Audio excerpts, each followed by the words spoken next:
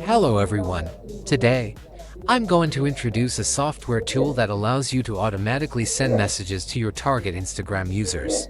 This is the main interface of the software. Each account can be assigned a different proxy, and there is no limit to the number of accounts you can add. First, you need a list of potential customer usernames. If you don't have one yet, you can use this software to extract leads from one or multiple target accounts. Go to Data Management. Here, you can scan users based on accounts, posts, reels, or interactions.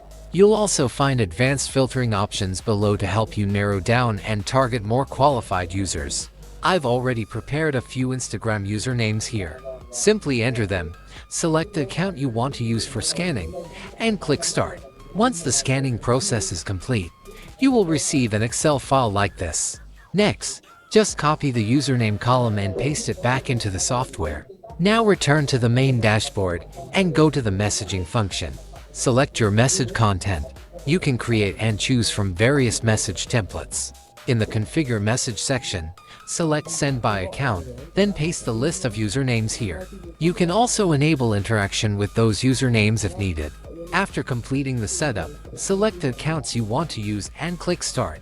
That's it, the software will automatically send messages to your targeted users for you.